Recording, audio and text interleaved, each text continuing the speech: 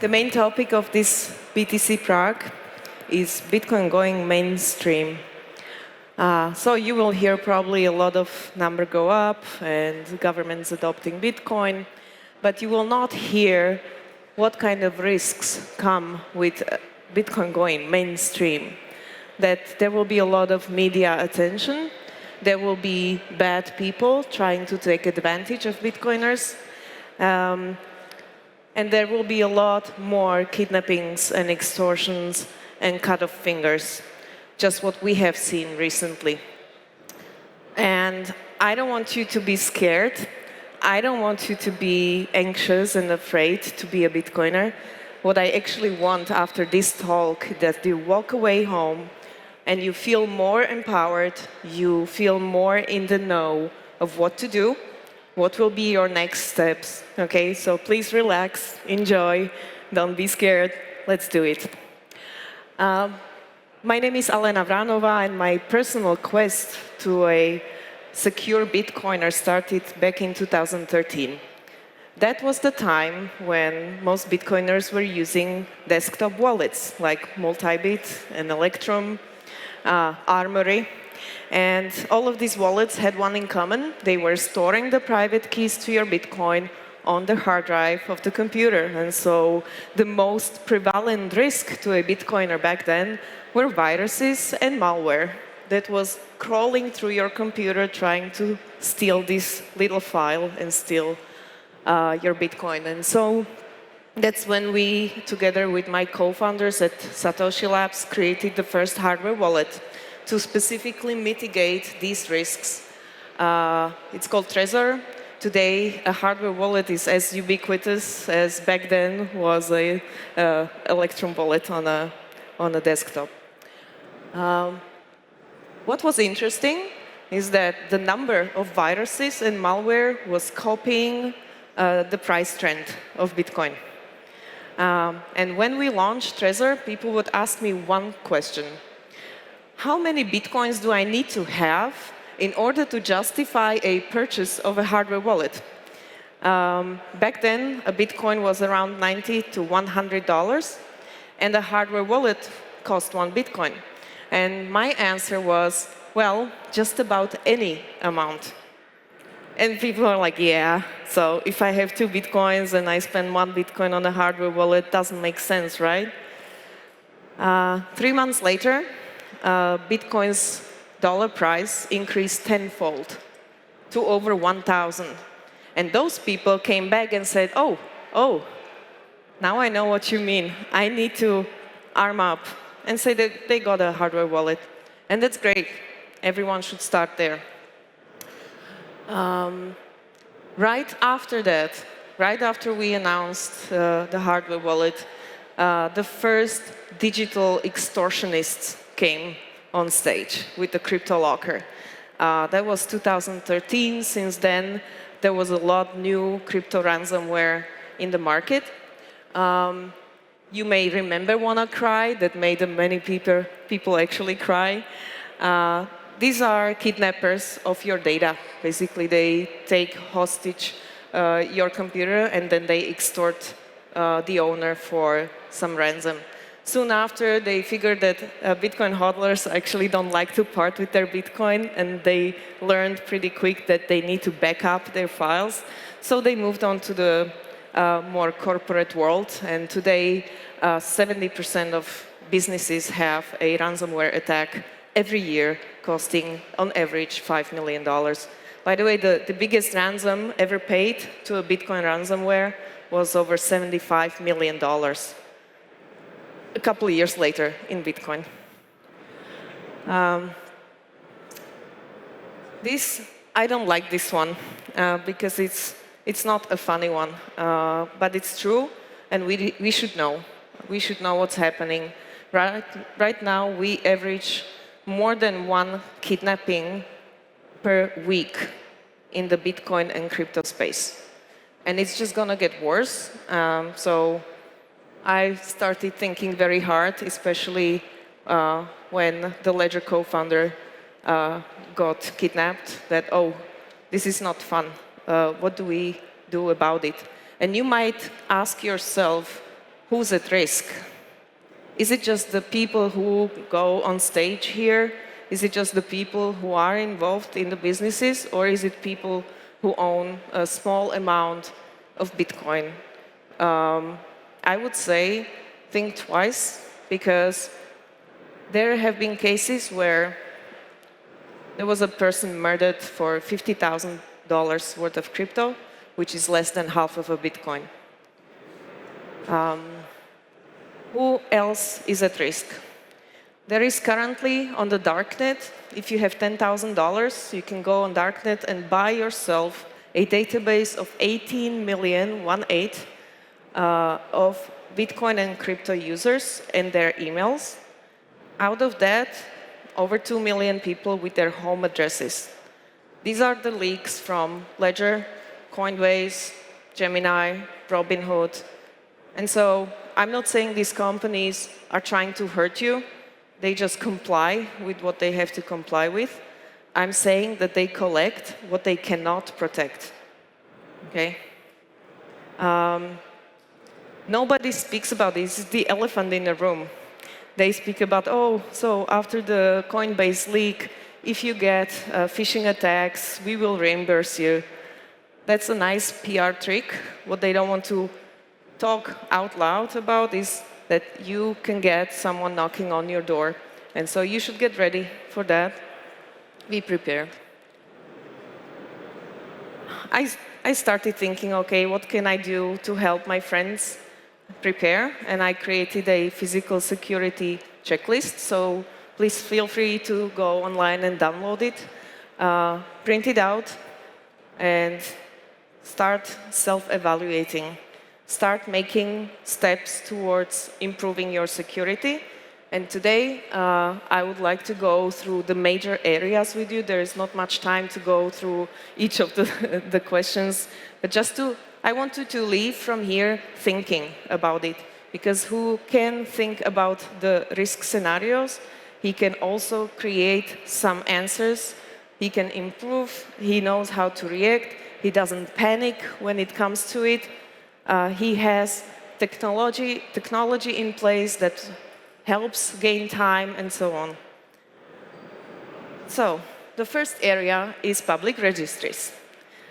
Public registries are, business registries, cadasters. In many countries, these are public.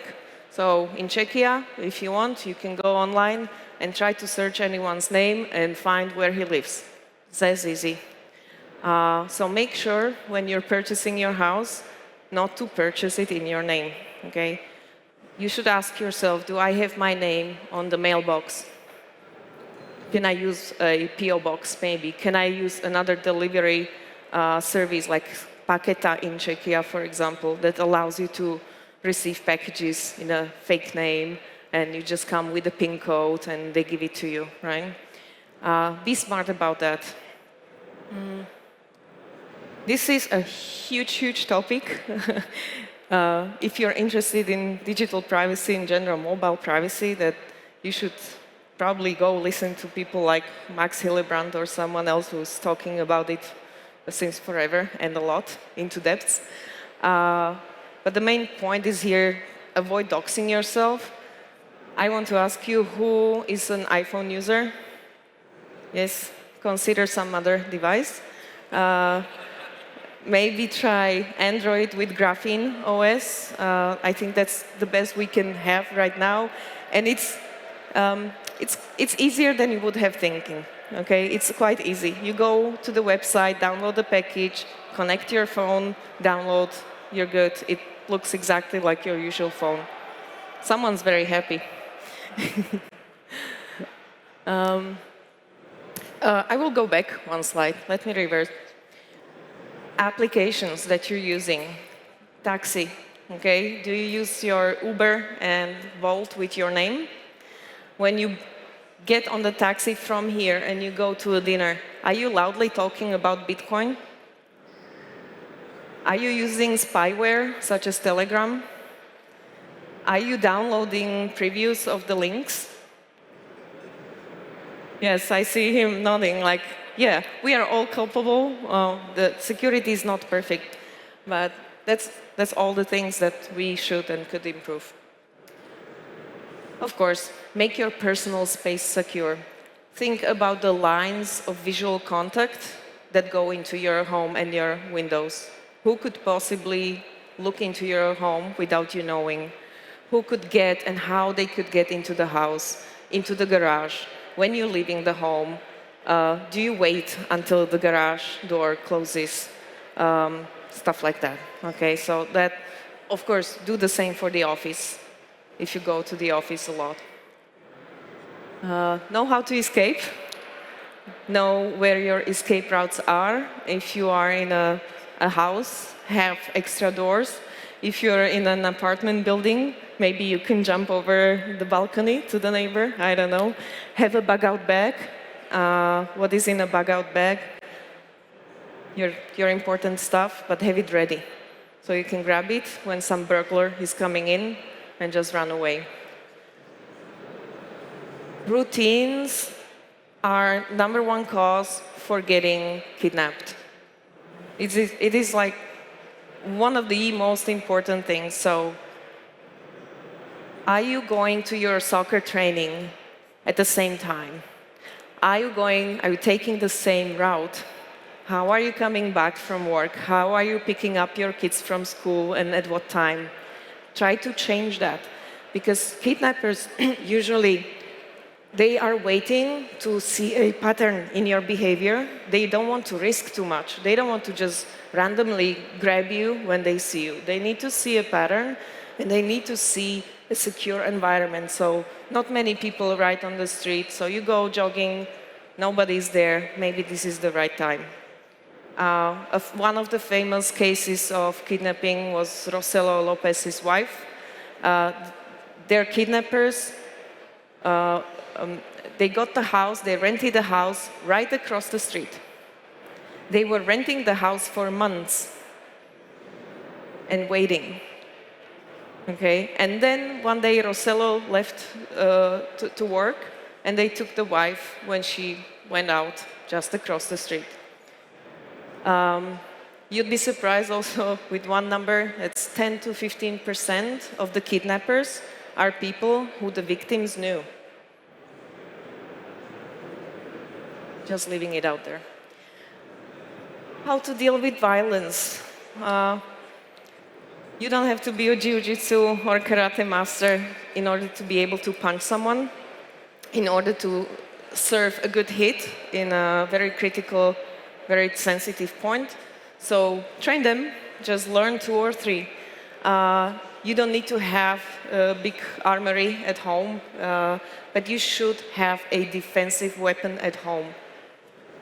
Some countries allow concealed carry. If you want to do that, fine. If you feel like doing that, maybe you can have just a dog. Okay? Of course, cameras and so on at home work too. Sometimes a simple thing such as a pen can work. Okay? It doesn't have to be anything special. Stay fit. Try to be able to run. Avoiding conflicts, avoiding situations is always better than trying to get out of the bad situation after. And get ready mentally. Okay, rehearse those situations. Think about them, because if it's gonna happen to you as the first time you never considered, it's gonna take you by surprise. You will not be able to react well. Okay, you may panic, you may freeze. You may do things that you will regret after. Have a safe word with your family and friends. Okay, a safe word, panic word. Your wife calls you, "Hey honey, how are you?" And you say, "Da-da-da." I will not give you a safe word instruction. She will know that you're in trouble. Okay, but you're just being held at gunpoint. Learn how to travel safely. Okay, when you're ideally drive yourself. When you need to use a taxi and you're alone, ask the driver if you can sit up front. Don't try to sit back, because then you have zero capability to influence the steering, okay? What not to do and what to do when you're taken hostage. So that is really, how to de-escalate situations, how to mitigate when there's tense situation, when they're threatened to cut your finger, how to negotiate. And this should be something that not only you as the Bitcoiner in the family, but also your family should get involved in, because they will get involved in. Most of the kidnapping cases are, they kidnap the wife, the father, they try to kidnap the daughter. So it's the entire family needs to learn, acquire some habits, including such as, how do I answer a phone call? Okay, do I say my name when a strange number is calling me? We, Glock, we will be providing trainings, a one-day comprehensive, quite intense counter-kidnapping training designed for Bitcoiners and crypto owners, where you can learn from battle-tested, and I mean it literally, former Navy SEALs, people who have been rescuing people from hostage situations. They have been training government officials and employees to go to hostile and fragile environments.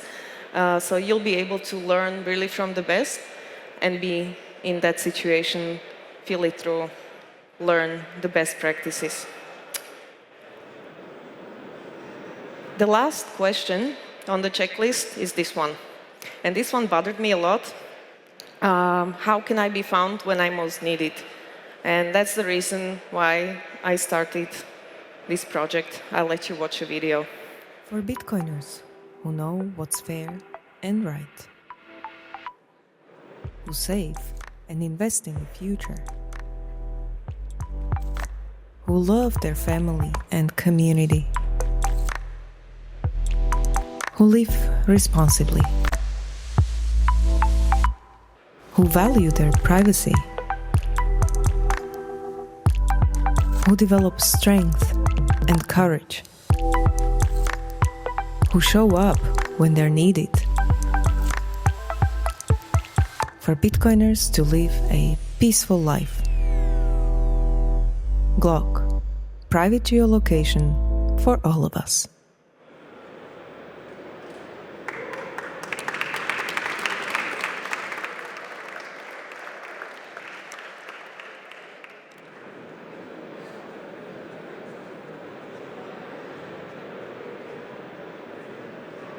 Mike, thank you.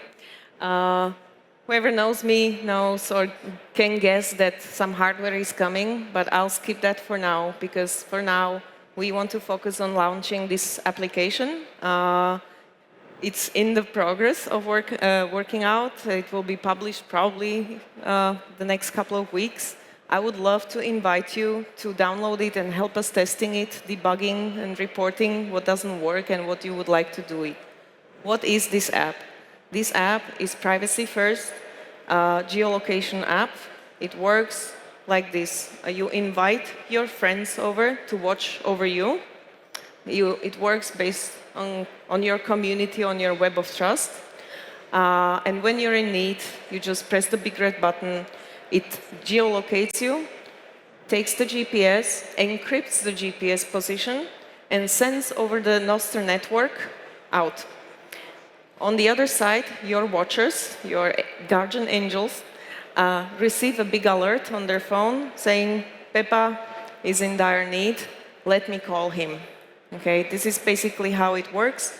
It's designed with privacy first principles, so my company will not know who you are or where you are. The transmission will be all encrypted. It will be resilient because of using Nostr relays. I will not run any backend servers. So basically, there will be a list of relays through which the information of your alert will be disseminated to the world. It's open source, of course, and it's intended to join this beautiful community into creating a new parallel army of guardian angels. Please, I welcome you to join the waitlist. As I said, it's going to be open soon. And I think I will leave you with this last one. You know the famous Randall Monroe $5 branch attack comics? I think it's time to rewrite a little bit of the comics and hopefully rewrite the future and the future outcomes. So stay safe out there. Thank you. Secure your BTC Prague 2026 ticket at the lowest possible price now.